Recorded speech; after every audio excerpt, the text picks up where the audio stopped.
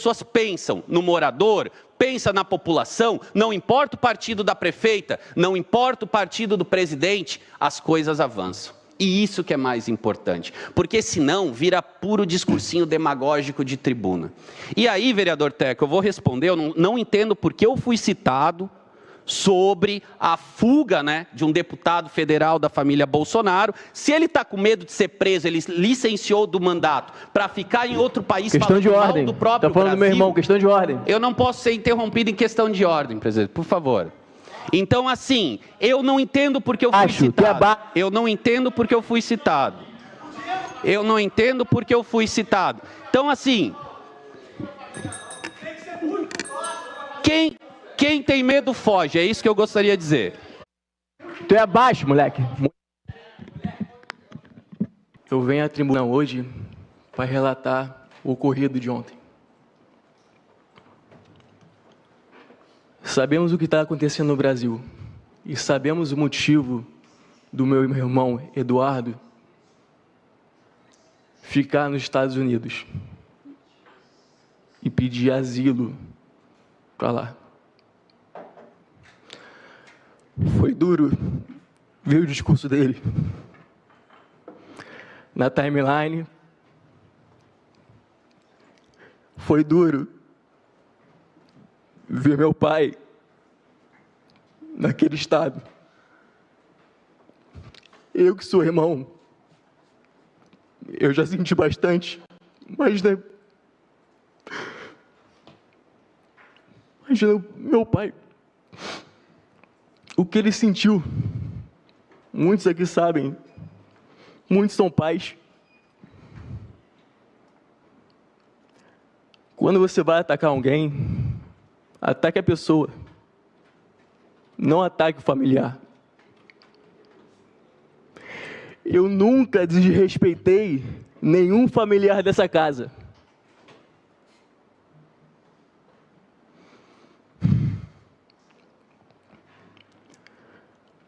O que aconteceu ontem foi uma atitude baixa, mesquinha e de baixo calão.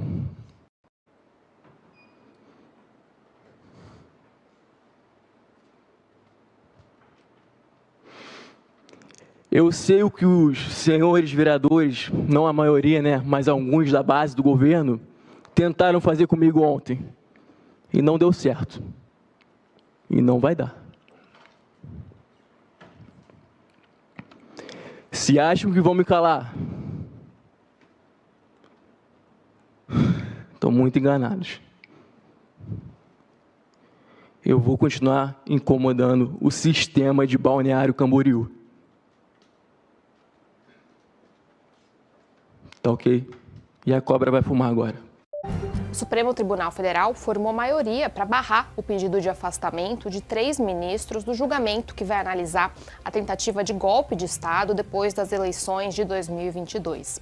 As defesas de Jair Bolsonaro e do general Walter Braga Neto tinham pedido que os ministros Alexandre de Moraes, Cristiano Zanin e Flávio Dino fossem afastados do julgamento. Na sua decisão, o ministro Luiz Roberto Barroso disse que não havia argumentos suficientes nos pedidos para que houvesse, de fato, esse afastamento dos 3 magistrados do julgamento que começa em 25 de março, ou seja, já na semana que vem. E também hoje o STF divulgou como que vai ser o passo a passo do julgamento, que tem como alvo não só Bolsonaro e Braga Neto, mas também os outros denunciados pela PGR no caso do golpe. Segundo o que foi divulgado, a análise da denúncia vai ser feita nos dias 25 e 26 pela primeira turma da Corte. E o rito vai seguir o trâmite normal do regimento interno do Supremo. Se a maioria decidir que a acusação deve ser aceita, Bolsonaro e, eventualmente, os outros denunciados vão se tornar réus. Caso a denúncia não seja aceita, o caso é encerrado e arquivado. Veras merece destacar que esse fenômeno não é algo peculiar ao Brasil. Isso é um fenômeno mundial no sentido de descredibilizar o Poder Judiciário. Aqui no Brasil, essas ações têm se voltado com mais ênfase ao contra o Supremo Tribunal Federal, que é o órgão de cúpula da justiça brasileira, e também contra o Superior Tribunal Eleitoral, que é o responsável pela organização das eleições no país. Mas em várias partes do mundo, para que não tenhamos só nós esse complexo, em várias partes do mundo, grupos também atuam por diversos meios, com a participação de milícias digitais e uso de robôs para promover o enfraquecimento de instituições democráticas, como o judiciário e a imprensa. Por isso, aqui no Supremo Tribunal Federal, estamos em vigília permanente contra esses movimentos.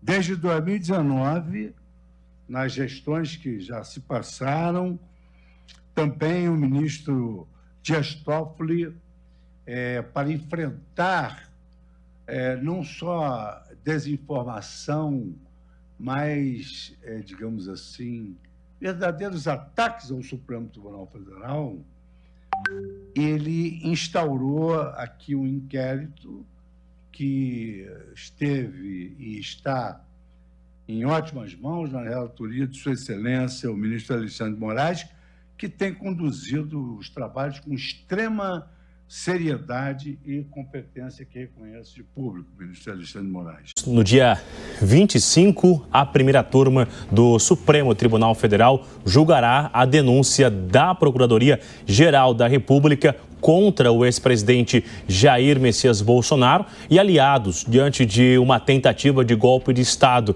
A gente conversa agora com Rafael Paiva, que é advogado, especialista em direito penal. Doutor Rafael, muito obrigado por conversar com a Jovem Pan. Esse julgamento será do Núcleo 1, que são vários militares, assessores, auxiliares, nomes que estavam ligados diretamente ao ex-presidente. Houve uma tentativa da defesa de Bolsonaro de afastar que esse julgamento fosse no Supremo Tribunal Federal, mas o entendimento é que ele estava no governo quando houve essa tentativa, essa elaboração de acordo com a denúncia de um plano de golpe de Estado. O que esperar deste julgamento que vai iniciar no dia 25, às 9h30 da manhã? Ótima tarde. Sim, esse processo será integralmente julgado no Supremo Tribunal Federal. Agora, com o oferecimento da manifestação da PGR, rebatendo, teoricamente, as alegações das defesas desse grupo 1, que você bem mencionou, que é o considerado grupo premium aqui pela PGR, desses denunciados pelos atos de 8 de janeiro, em tentativa de golpe de Estado. A gente tem agora, para o dia 25, o julgamento do recebimento ou não dessa denúncia. Então, só para a nossa audiência entender, nesse momento, não vai ser julgado se alguém é culpado ou se alguém é inocente.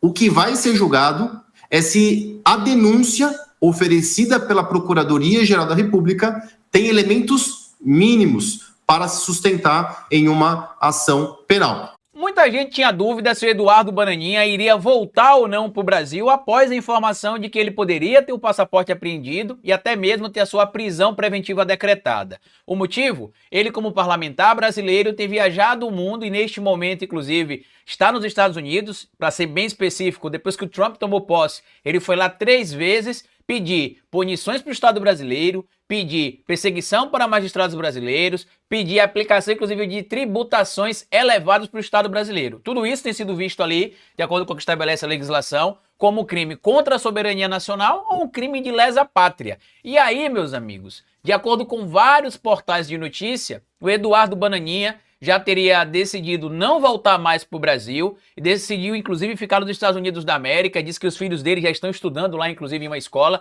Eu não vou mostrar aqui as redes sociais da esposa do Eduardo Bolsonaro para não mostrar os filhos, porque é diferente do pai dele, que é um grande canalha que utiliza crianças para se promover e limpar a própria barra. Eu não vou fazer isso aqui para ganhar audiência ou ganhar like de ninguém, mas ele republicou nas suas redes sociais a enquete feita ali pelo neto da ditadura, o Paulo Figueiredo, que recomendava que ele não voltasse para o Brasil. Bora falar um pouco mais sobre isso, porque mais um verme ligado à família Bolsonaro parece que vai deixar a política. Novidade para ninguém que o Eduardo Bolsonaro, junto com parlamentares ligados ali ao chamado universo do bolsonarismo, tem atacado o Estado Democrático de Direito brasileiro e a nossa democracia de forma vagabunda e sem nenhum tipo de interesse em esconder. Eles armaram a tentativa de golpe de Estado, como a gente já sabe, tentaram vender a ideia publicamente aí de que o Bolsonaro é um coitadinho perseguido pela ditadura do Xandão e do presidente Lula, mas não está colando. Inclusive os jornais no mundo inteiro repercutiram a denúncia formalizada pela Procuradoria-Geral da República contra o pai dele, mais outras 33 pessoas, e o motivo todo mundo já conhece, como diz a música das meninas, né? A quantidade de materialidade que se tem, que comprova ali a organização e início da execução de uma tentativa de golpe de Estado promovida ali, de acordo com a denúncia da Procuradoria-Geral da República, sob a tutela, né, com o comando do senhor Jair Messias Bolsonaro. O que eu acredito nesse momento, inclusive, é que o Eduardo Bolsonaro está indo para lá com uma certa frequência para preparar uma tentativa de fuga do pai. Eu estava até vendo hoje alguns portais de notícias do nosso campo, inclusive, informações de que já tem pessoas ligadas ao governo dos Estados Unidos da América tentando supostamente articular uma ajuda para o Bolsonaro fugir do Brasil.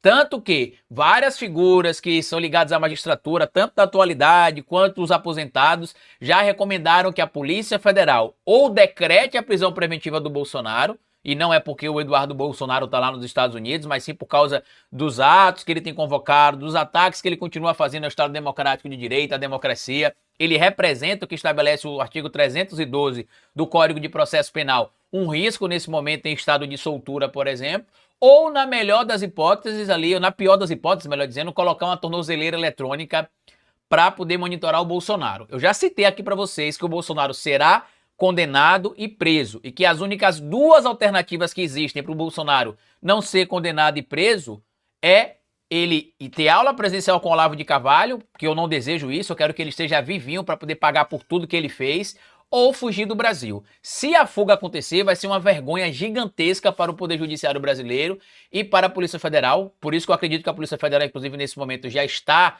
monitorando o Bolsonaro, justamente para evitar esse risco de fuga.